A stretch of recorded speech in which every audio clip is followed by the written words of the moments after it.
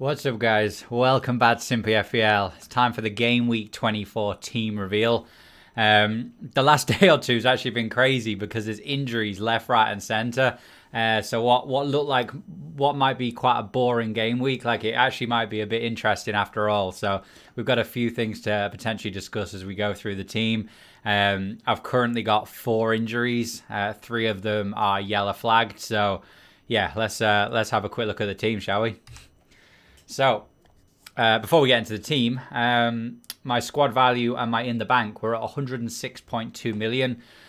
So yeah, there's not been a huge amount of change since the last game week. But again, the higher that goes, the more flexibility we've got when we get our transfers. So fairly happy with the team value. I actually seen there the highest value team in the game is almost 111 million.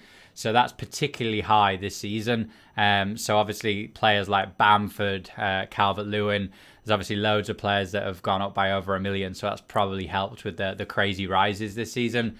But yeah, it's worth keeping an eye on. So in defence, first of all, I guess want to point out that Luca Digne and Diaz are both 75% to play. So Digne obviously took a nasty tackle there last night against Tottenham. And I think Diaz, is he out sick? I don't recall it being COVID related, but yeah, I'd hope that both of them will play. So I've kept them in, and I'm going to play a 5-4-1, and we'll discuss that a little bit more in a while. So in goal, Martinez.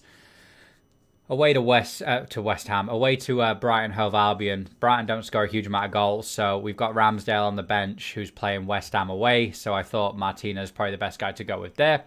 So yeah, we're quite hopeful of a clean sheet with that one. Looking at our double game week, lads, then. So Man City, Diaz and Cancelo. There's a good chance they get at least one clean sheet. Like, to be honest, actually, I think it's a bit of a lottery this week. Like, City could get 1 clean sheet, 2 clean sheets, no clean sheets. Like, it's like playing Spurs and Everton. Like, they're 2 teams that could score. They're 2 teams that could have terrible games. Like, they're very hit or miss teams. So, obviously, we're going to play both City lads regardless. But the fact they've got double game weeks, like, the only question was, do we captain one of them? So, yeah, I'll consider captaining Cancelo, obviously. But in the end, I've decided not to do that. And, yeah, I don't even think I'll put the vice-captain on him. But, again, we'll discuss that in a moment. So, Soufal, a lot of discussion as to whether or not I should play Soufal ahead of Watkins or Son. I've gone with Soufal in the end. I just think there's such a good chance that West Ham keep a clean sheet versus Watkins trying to score against one of the better defences in the league, and then also Son also playing one of the better defences in the league. So, yeah, I'm going to play Soufal. I'm going to roll the dice on that one, and hopefully he gets me a clean sheet. And look, he's always looking like he'll get an attacking return as well. So we're happy with that potential.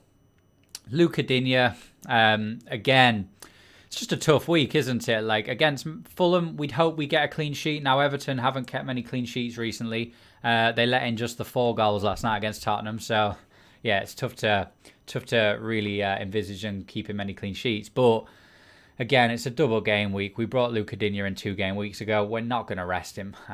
Like, it's an absolute no-brainer to play him. So, hopefully he can get some sort of attack in return. If he gets a clean sheet, we'll be fairly happy. We're really trying to get double digits with all of the double game week lads.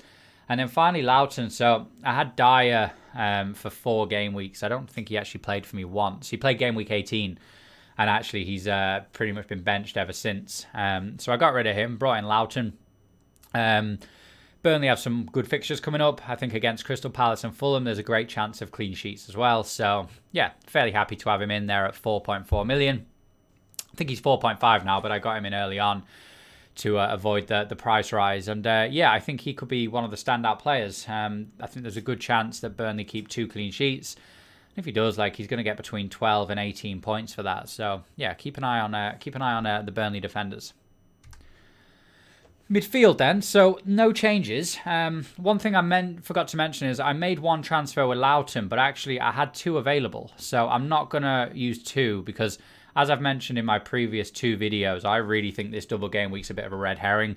I'm not going to load up on players, so I'm just going to roll the transfer, wait to see what double game week 26 looks like, and then probably bring in a Leeds player next week, if not 2 of them, before we prepare for the big double in game week 26.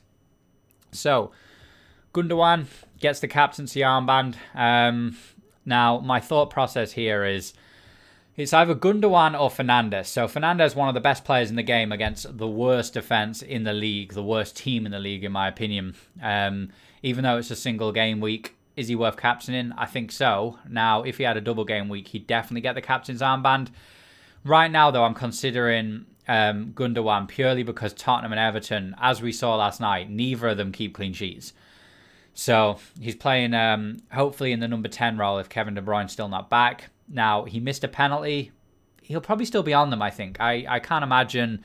There's only really Sterling who might take them, but he also missed his last, and Gundogan's generally quite good at them.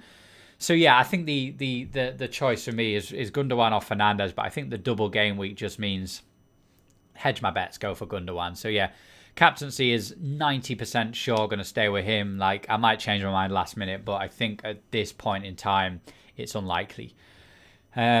Salah against Leicester. Now, again, like I regret about 6 game weeks ago, or sorry, it was 7 or 8 game weeks ago, I said I'm not getting Salah in, and he started blanking, blank after blank after blank. Now, 2 game weeks ago when he scored twice, I kind of panic bought him when he was playing them Brighton. Now, instantly when I did that, I didn't feel all right about it, and now I really regret it. Like, Liverpool have some tough fixtures coming up. He's not on fire whatsoever. I'm strongly considering getting rid of him in game week 26 and bringing in Harry Kane. So, yeah, I might have to back out of that transfer to bring him in. But for the time being, he's in my team. Let's hope he can get something against Leicester. Fernandes we've spoke about, and then Jack Grealish. So, nothing to say about Grealish. He's probably never leaving my team. Brighton don't concede a huge amount of goals, but again, someone like Jack Grealish, he's always able to get an assist or a goal. So, yeah, we're hopeful that midfield could get some unexpected points, even though there's not too many double game weeks in there. And then finally, at the top of this Christmas tree, Antonio. Now he's 75% to play. He's suffering from fatigue, but to be honest, Antonio always looks fatigued. So I'd be hopeful that he does play. And if he plays against Sheffield United, West Ham could easily win that 3-4, 5-0. They're that sort of team this season. Souček's ban is overturned, so he'll be back playing. And yeah, we're confident of our team this week. So 5 double game week players. The only risks are all the injuries. We've got 3 injuries in that starting 11. But we have got bench players, so Watkins and Son can come in. Obviously, Wilson's injured. Yeah, so what do we reckon? Maybe a green arrow there. We've had 3 red arrows on the bounce. We're currently sat at 232,000th in the world. Actually, after 3 red arrows, that's not too bad. I'm really hopeful that game week 26, we might triple captain Harry Kane, and then game week 29 for the blank when we free hit. We're hopeful that we'll have green arrows there. I think our preparation is going to hopefully be a lot better than, again, just average, not average, but people that maybe don't put as much effort into their teams. So hopefully we'll catch up then. So that's the team. In terms of live streams, I might live stream tomorrow at 7 o'clock UK time. If not, it'll be Saturday morning. Do drop in the comments which one you prefer, because I'm still not sure which one to do. There's always that small chance I do both. But in the meantime, yeah, we'll end that there. And yeah, we'll see you on the live stream. And if not, have a good game week 24.